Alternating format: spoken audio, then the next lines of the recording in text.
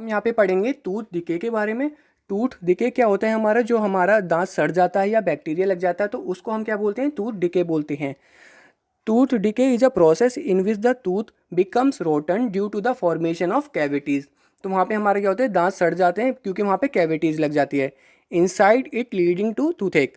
तो टूथेक क्या होता है? हमारा जो हमारे दांत क्या होते हैं? दर्द करने लगते हैं तो उसको हम क्या बोलते हैं? टूथेक बोलते हैं। ठीक है।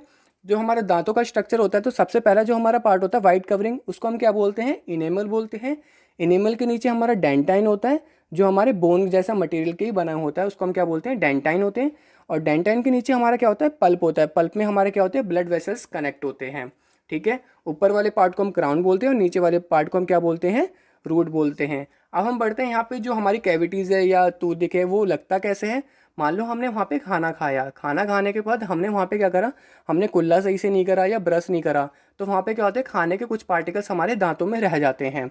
और जो हम खाना खाते हैं उसमें शुगर प्रेजेंट हुआ तो शुगर प्रेजेंट होने की वजह से वहाँ पे बैक्टीरिया लग जाता है। बैक्टीरिया लगने से क्या होता है? वहाँ पे उसको खाने लगते हैं। तो खाने लगते हैं तो वहाँ पे एक एसिड रिलीज होता है। क्या रिलीज होता है? एक एसिड रिलीज होता है। और वो एसिड क्या होता है? वो यहाँ पे टूथ डिके बनाता है, यहाँ पे कैविटीज़ बनाता है। तो वो सबसे पहले हमला किस पे करता है? इनेमल पे करता है। इनेमल पे करते करते वो कहाँ तक पहुँच जाता है? डेंटाइन में पहुँच जाता है। तो उसको हम क्या बोलेंगे? टूथ कैविटी बोलेंगे। अगर वो यहाँ पे करते करते यहाँ पे अगर वो पल्प तक पहुँच गया, हमारे ब्लड वेसल्स तक पहुँच गया तो उसको हम क्या बोलेंगे? पल्प कैविटी बोलेंगे, जिसकी वजह से हमारे दांतों में दर्द होना चालू हो जाता है, जिसको हम क्या बोलते हैं? टूथेक बोलते हैं। इससे बचने का एक ही तरीका है, हमें दिन में 2 बार ब्रश करना चाहिए। हमें कोल्ड ड्रिंक, आइसक्रीम और ये शुगर जो जितने भी होते हैं, शुगर पार्टिकल से जो बने होते हैं सामान, उसको हमें नहीं खाना चाहिए।